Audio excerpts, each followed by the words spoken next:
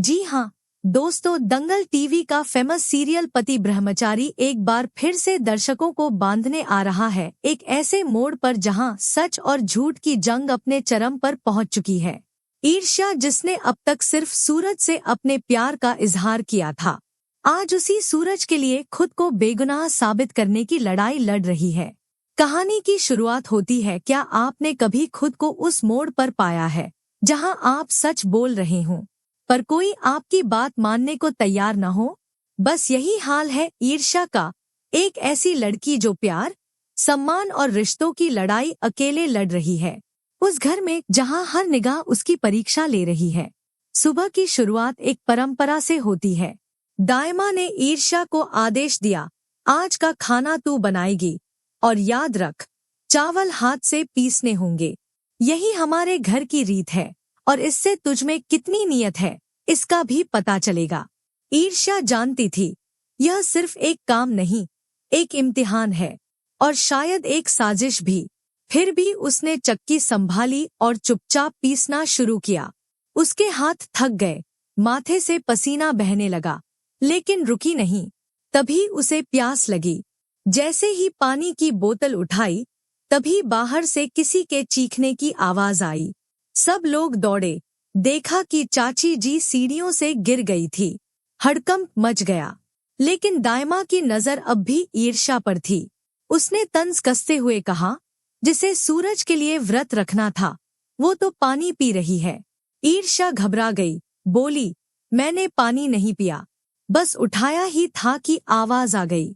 पर दाइमा तो पहले ही फैसला सुना चुकी थी। सूरज आया, सबकी बातें सुनी और फिर बोला, चलो एक तरीका अपनाते हैं सच जानने का। उसने तराजू मंगवाया और कहा, अगर ईर्ष्या ने पानी पिया है तो उसका वजन बढ़ेगा, नहीं पिया तो वही रहेगा। सभी की सांसें थम गईं। ईर्ष्या तराजू पर चढ़ी, वजन वही था। सूरज मुस्कराया, तो साफ है, ईर्ष्या ने पानी नहीं पिया। दाइमा चुप हो गई, लेकिन ईर्ष्या की आंखों में आंसू थे, सच्चाई के और सम्मान के। लेकिन कहानी यहीं खत्म नहीं होती। सूरज सीधा कमरे में गया और अलमारी से एक पेन ड्राइव निकाली, जिसमें उसकी और ईर्ष्या की शादी का सबूत था। उसने हथौड़ा उठाया, वो इसे तोड़ने ही वाला था कि पीछे से आवाज आई, सूरज रुक जाओ। ईर्ष्या खड़ी थी, अगर तुमने इसे तोड़ दिया तो मेरा आखिरी सबूत खत्म हो जाएगा।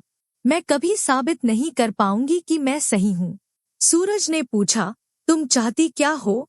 ईर्ष्या बोली, बस एक मौका। अगर मैं गलत साबित हुई तो खुद घर छोड़ दूंगी, लेकिन अगर सही निकली, क्या तब भी तुम मेरी कदर नहीं करोगे? सूरज चुप रहा, फिर हथौड़ा हाथ से गिरा दिया।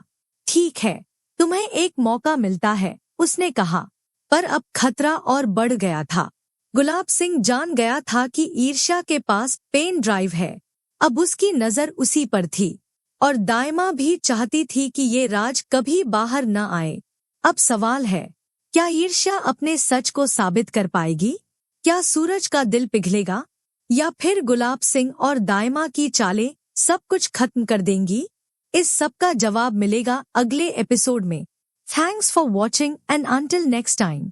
अगर वीडियो पसंद आया हो तो लाइक करें और चैनल को सब्सक्राइब करना न भूलें।